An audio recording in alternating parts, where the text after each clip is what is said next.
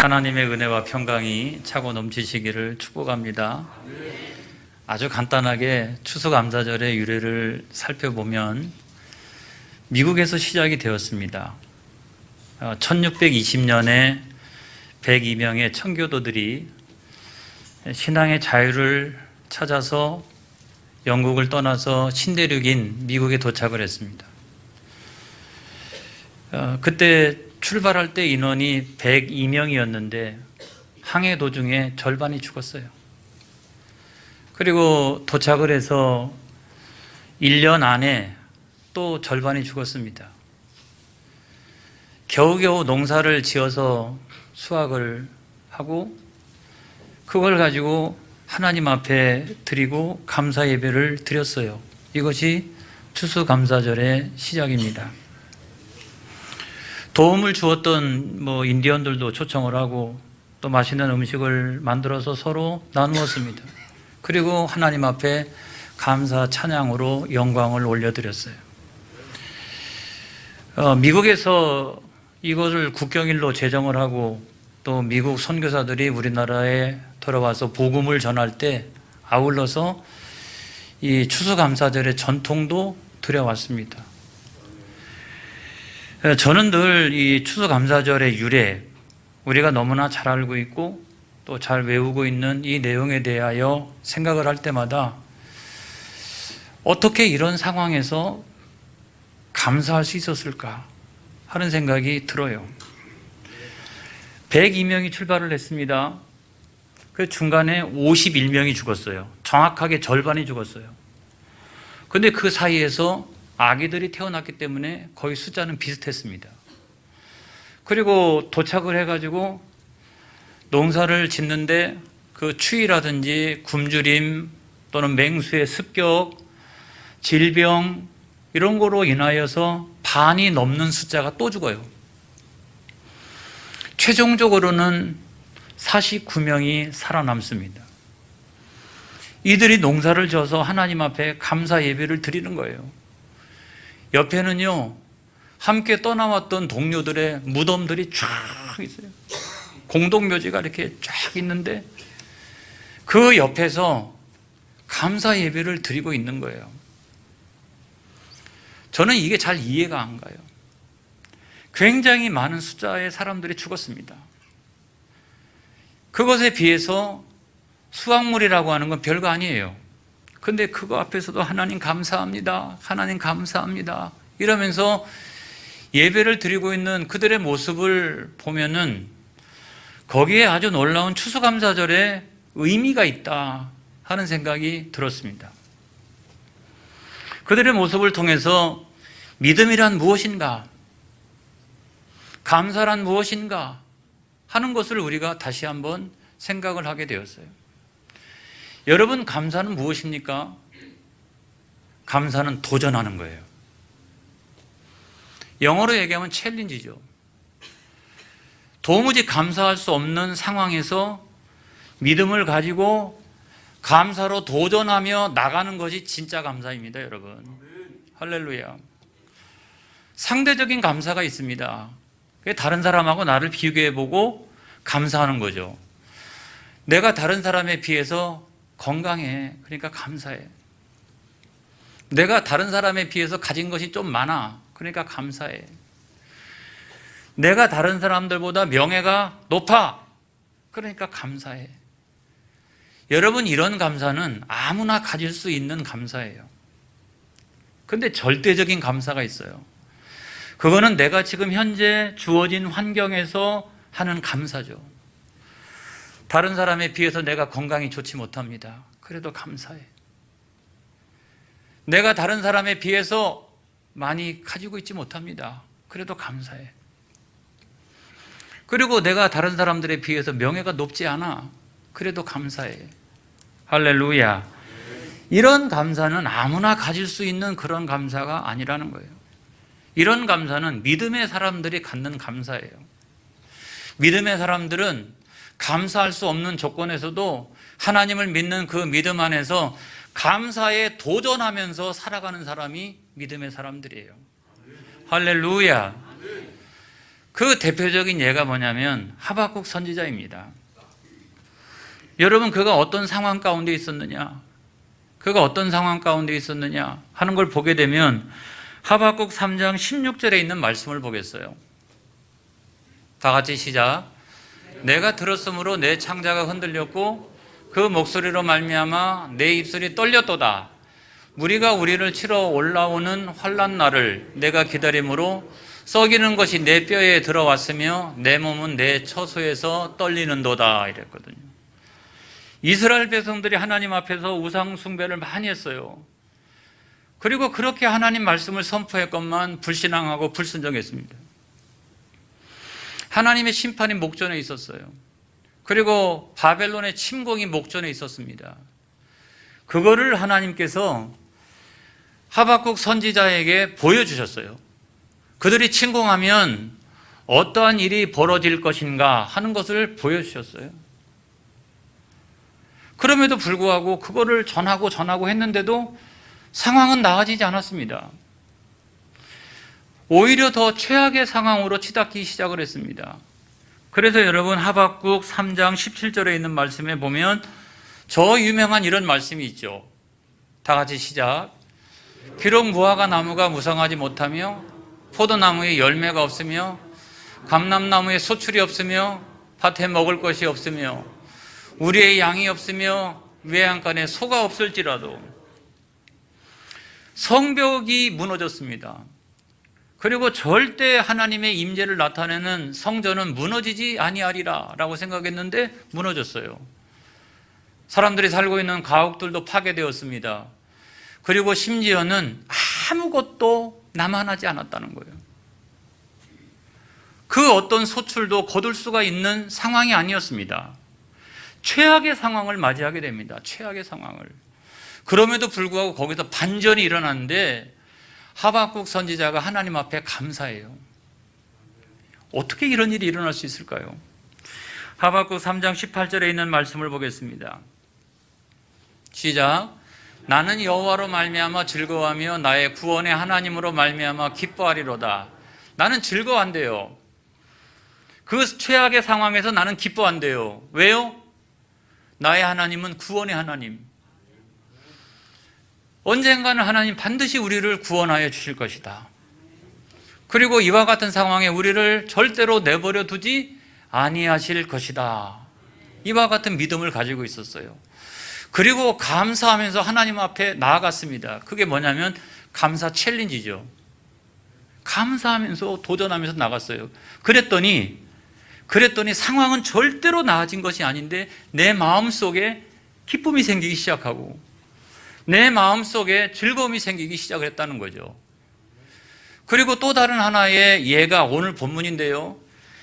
여러분, 오늘 성경 말씀인 데살로니가전서 5장 16절로부터 18절에 있는 말씀을 보겠습니다. 다 같이 시작. 항상 기뻐하라.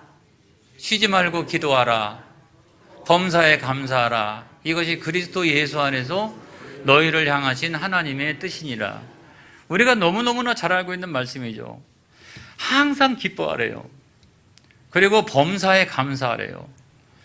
여기서 이야기하는 범사라고 하는 것은 모든 상황이죠. 또 모든 환경이죠.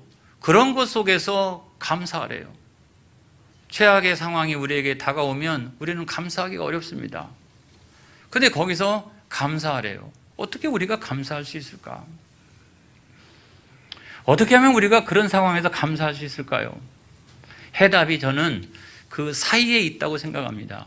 쉬지 말고 기도하라.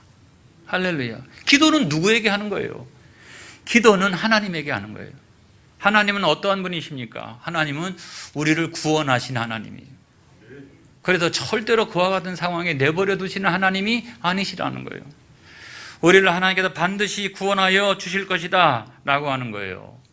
그래서 쉬지 말고 기도하라 라고 하는 것은 어떤 겁니까? 그 하나님을 향해서 믿음을 고백하면서 쉬지 말고, 이거는 기도로 도전하라는 거예요. 계속 내가 쉬지 않고 하나님의 뜻이 이루어질 때까지 기도하면서 나가는 것은 기도로 도전하는 거예요.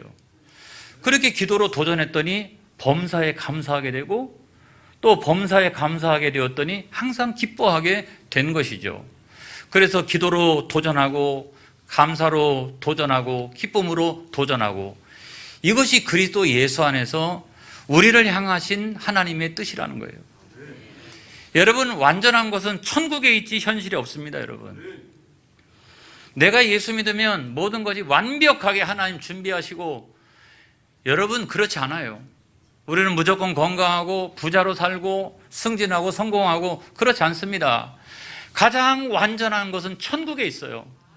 현실에서는 늘 도전하는 거예요. 믿음을 가지고 내가 기쁨으로 도전하고 감사로 도전하고 기도하면서 도전하고, 그래서 우리 신앙생활이라고 하는 것은 이 도전하는 것과 같다. 믿음을 가지고 도전하는 거죠. 이렇게. 그런 저와 여러분이 되어지기를 주의 이름으로 축원합니다. 환경과 상황이 전부가 절대로 아니에요. 여러분, 그 수도원과 감옥 얘기가 있어요. 이 감옥과 수도원은 공통점이 있잖아요. 폐쇄적인 공간이다. 함부로 들어가고 함부로 나갈 수 있는 것이 아니다 하는 공통점을 가지고 있어요. 근데 감옥은요, 가면요 얼마나 편한지 몰라요. 특별하게 해야 될 일이 없어요. 그냥 잘 갇혀 있으면 돼요. 잘 갇혀 있으면, 이 작은 환경 가운데 잘 적응하고 있으면 돼요. 그러면 밥도 주죠, 옷도 주죠, 운동도 시켜줘요. 운동 안 할까 봐. 그리고 일주일에 한 번씩은 목욕도 시켜줘요. 그리고 땅 탁구라고 이렇게 운동 같은 것도 이렇게 할 수 있어요, 나가면. 그러니까 감옥에 가만히 잘 갇혀 있기만 하면은 너무너무 좋은 거예요. 좋죠, 여러분? 다 주니까. 나는 아무것도 안 해도 다 주니까 얼마나 좋아요. 그런데도 불구하고 나가고 싶어. 야, 틈만 나면 나가고 싶어요. 여기서 나가고 싶어요. 수도원은 똑같이 폐쇄적인 환경은 똑같지만 그 안에 들어가면 해야 할 일이 많아요. 일단 노동을 해야 됩니다. 노동. 그래가지고 자기들이 먹는 것은 웬만큼 자급자족을 해야 돼요. 열심히 일하는 노동의 시간이 있어요.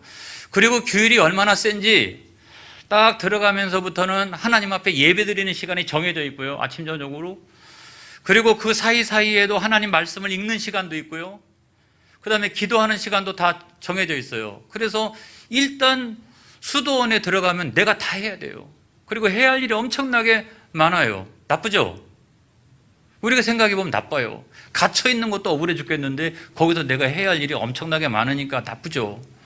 그런데 거기서 나가야 되겠다고 하는 그런 생각을 갖고 있는 사람이 없어요. 다 거기에 있겠대요. 왜 그럴까요, 여러분? 이 환경과 상황은 똑같은데도 불구하고 왜 수도원에 살고 있는 사람들은 나가려고 하지 않을까요? 거기에 감옥에서 줄 수 없는 구원의 하나님이 계시기 때문에 그래요. 그리고 그 하나님 앞에 감사로 예배 드릴 때마다 마음의 기쁨과 즐거움이, 하나님과 영적인 교제를 나눌 때마다 그 세상에서 줄 수 없는 감사와 기쁨이 넘쳐나기 때문에 그래요. 그래서 신앙생활이라고 하는 것은 도전하는 것이다. 신앙생활은 늘 이렇게 도전하는 것이다. 우리가 여러분 무엇에 도전을 해야 될까요? 어떤 감사의 제목에 도전을 해야 될까요? 첫 번째로는 자기 자신에 대해서 감사해야 됩니다. 자기 자신에 대해서. 시편 8편 4절로부터 5절까지 있는 말씀을 보겠습니다.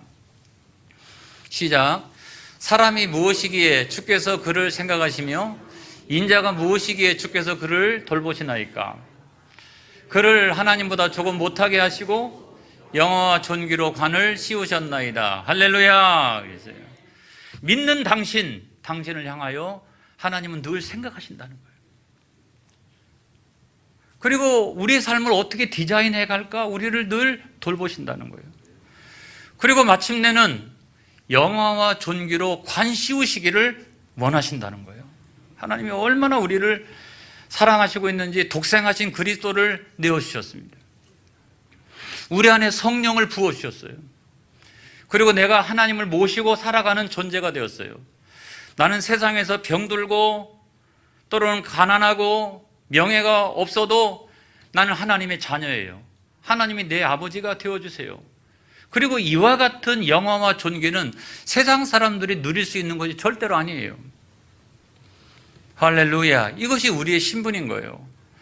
그래서 지나친 열등감에 빠지는 것은 불신앙입니다, 여러분. 자기 비하도 불신앙이에요. 그거는 자기가 자기를 그렇게 생각하는 거예요. 하나님이 절대로 나를 그와 같이 여기지 아니하신다. 하나님은 나를 보배롭고 존귀한 존재로 여기신다. 그래서 오늘날 내가 누구냐? 여러분, 나는 하나님 늘 생각하시는 존재예요. 하나님이 돌보시는 존재예요. 그리고 영화롭고 보배롭고 존귀한 그와 같은 존재인 줄로 믿습니다. 그래서 내가 내 자신을 향해서 감사하고 축복해야 돼요. 이런 내가 된 게 참 너무 감사하다. 너 세상적으로 볼 때는 부족한 게 좀 있는데 그래도 그런 내가 나라니 너무 감사하다. 그러면서 내 자신을 향해서 축복할 수 있는 여러분들이 되어지기를 바랍니다. 그래야 이 시대를 이길 수 있어요. 비교하는 이 시대를 이길 수 있어요, 여러분. 두 번째로는 가족에 대해서 감사하는 여러분 되시기 바랍니다. 시편 128편 1절로 3절에 있는 말씀을 보겠습니다. 시작. 여호와를 경외하며 그의 길을 걷는 자마다 복이 있도다. 내가 내 손이 수고한 대로 먹을 것이라. 내가 복되고 형통하리로다. 내 집 안방에 있는 내 아내는 결실한 포도나무 같으며 내 식탁에 둘러앉은 자식들은 어린 감람나무 같으리로다. 아멘. 여러분, 가정이라고 하는 것은 하나님이 태초에 가장 먼저 창조하신 공동체예요. 혼자서는 도무지 살아갈 수 없기 때문에 원팀을 만들어 주신 거예요. 그것이 바로 가족이라고 하는 거예요. 가족. 그래서 이 가정에서의 가장 우선된 사명은 어떤 거냐면은 하나님을 경외하는 거예요. 할렐루야. 그리고 그 다음에는 가족들에게 감사하면서 살아가는 거예요. 왜냐하면 이 원팀을 만들어 주신 것은 원수로 지내라고 만들어 주신 것이 아니라 하나님께서 나로 하여금 너하고 이렇게 짝지어서 살아가야 이 험악한 세상을 살아나갈 수 있기 때문에 하나님께서 주신 거예요. 내 부모도 하나님께서, 내 자녀들도 하나님께서 주신 것이라는 거예요. 할렐루야. 그래서 서로가 서로에 대하여 감사해야 돼요. 어느 부부의 65명 이 가정을 상대로 해서 연구하고 조사를 했더니 한 팀은요, 감사라고 하는 표현을 잘해요. 여보 감사해. 당신 있어도 고마워. 막 이러면서 감사를 잘해요. 한 팀은 죽어라고 감사를 안 해요. 내 마음 알지? 이러면서 도무지 감사를 안 하고 감사 표현을 안 하는 이런 팀이 있었어요. 그런데 두 팀을 나중에 비교해 보니까 감사 표현을 잘하는 팀이 훨씬 더 행복한 가정을 이루는데 긍정적인 효과가 나타났어요. 무려 10배나. 할렐루야. 그래서 여러분, 우리가 가족에 대해서 감사를 해야 돼요. 어떻게 해요? 내 아내, 당신은 내 포도나무야. 저기 있네. 그리고 사랑하는 자식들을 보면서, 야, 너는 내 감람나무가 될지어다. 이러면서 자꾸 우리의 자녀들을 축복해야 거기서 주렁주렁 아름다운 열매를 맺게 되는 것이죠. 여러분, 감사하고 축복하시길 바랍니다. 안 되죠? 한국 사람들은 잘 안 돼. 그런데 아무튼 그래도 계속해서 감사하고 축복하고 그런 저와 여러분들이 되어지길 바랍니다. 그 다음에 세 번째로는 교회에 대하여 우리가 감사를 해야 돼요. 교회에 대하여. 골로새서 1장 24절로 25절에 있는 말씀을 보겠어요. 시작. 나는 이제 너희를 위하여 받는 괴로움을 기뻐하고 그리스도의 남은 고난을 그의 몸된 교회를 위하여 내 육체에 채우노라. 내가 교회의 일꾼이 된 것은 하나님이 너희를 위하여 내게 주신 직분을 따라 하나님의 말씀을 이루려 함이니라. 아멘. 하나님께서 두 번째로 세우신 그 공동체가 뭐냐면 교회 공동체예요. 교회는 그리스도 예수를 나의 구주로 내가 믿는 사람, 고백하는 사람들이 모여져 있는 그와 같은 공동체예요. 그래서 사도 바울이 그런 교회 공동체를 세우기 위해서 얼마나 노력을 많이 했는지 몰라요. 그래서 괴로움을 많이 당했어요. 괴로움을 많이 당했어요. 괴로움을 당하다가 나중에는 뭐라고 얘기합니까? 혹여나 그리스도의 남은 고난이 있다라고 하면 이 몸된 교회를 위하여 내게 채우기를 원하노라 그랬어요. 그만큼 교회를 사랑하니까. 할렐루야. 그만큼 교회를 사랑하니까. 에이, 내가 그냥 이렇게 열심히 노력했는데도 불구하고 왜 이 모양이야? 이러면서 막 때려쳐야 되겠다.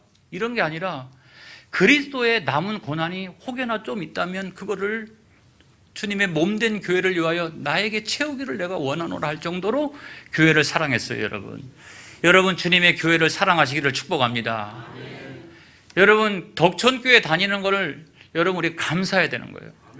할렐루야. 내가 이 교회 성도가 된 걸 너무너무 감사하고, 그래서 함부로 교회를 비난하고 비웃고 조롱하고 욕하고 그러면 절대로 안 돼요. 교회는 자꾸 감사해야 되고, 내가 다니고 있는 교회가 최고야. 그래서 나는 이 교회 다니는 게 너무 감사해. 그리고 이 교회가 잘 되기를 원해. 부흥하기를 원해. 하나님의 말씀을 이루는 교회가 되기를 원해. 그런 마음을 가지고 여러분 우리가 신앙생활을 해야 되는 거예요. 제가 예전에 상가 건물 2층에 있는 어느 교회 이야기를 한 적이 있어요. 교인이 너무 없는데 목사님이 소천하셨어요. 청빙을 해도 아무도 안 와요. 그래서 나중에는 할 수 없이 아버지가 입던 가운을 입고 아들이 그 교회 목사로 부임해 갑니다. 아무도 오지 않으니까. 가운을 입고서 아버지가 목회하던 교회당을 이렇게 둘러보는데 현수막이 내걸려 있어요.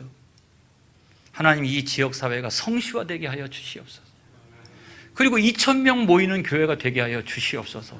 이게 교인이 하나도 없는데 현수막은 막 엄청난 거예요. 그런데 그 아들이 목회한 이후로 지금 2,000명 성도가 됐어요. 제가 여러분 절대로 숫자를 이야기하려고 그러는 게 아니에요. 뭐냐면 교회는 자꾸 감사해야 되고 자꾸 교회를 향해서 우리가 축복해야 된다는 거예요. 그러면 하나님께서 들으시고 이루어 주신다는 거예요. 그래서 하나님의 말씀을 이루는 교회가 되게 하여 주옵소서. 할렐루야. 그래서 온 도성에 기쁨이 넘치게 하여 주시옵소서. 수많은 영혼들이 하나님 택하신 자들이 돌아오게 하여 주시옵소서. 그 하나님의 위대한 말씀이 이루어지는 교회가 되게 하여 주시옵소서. 막 그러면서 우리는 교회를 위하여 시시때때로 우리는 자꾸 이렇게 축복하면서 기도를 해야 된다는 거예요. 할렐루야. 그런 도전이 있기를 바랍니다. 그 다음에 네 번째로는 환경에 대해서 우리가 감사해야 된다. 창세기 1장 28절에 있는 말씀을 보겠습니다. 시작. 하나님이 그들에게 복을 주시며 하나님이 그들에게 이르시되 생육하고 번성하여 땅에 충만하라. 땅을 정복하라. 바다의 물고기와 하늘의 새와 땅에 움직이는 모든 생물을 다스리라 하시니라. 여러분, 저기에서 모든 생물을 다스리라, 이거는 지배하고 억압하고 욕심껏 욕심을 다 부려도 된다, 이런 말씀이 절대로 아니에요.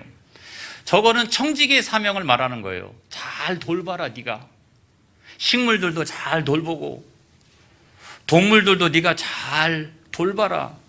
그래서 그 식물들과 동물들이 어떻게 해요? 생육하고 번성할 수 있도록 네가 잘 돌봐라는 거죠. 우리가 천국에 가면 사람들만 꽉 차여 있는 그런 천국이 아닙니다, 여러분. 성경 전체를 우리가 살펴보게 되면 거기에는 식물도 있고 거기에는 동물도 있고 이렇습니다, 여러분. 사람들만 꽉 차여 있다, 그 천국에 지옥일 것 같아요. 그냥 사람들끼리 빽빽하게 이렇게 차 있고 다른 건 아무것도 없다. 저는 여러분 그런 게 절대로 천국이 아니라고 말씀을 드립니다.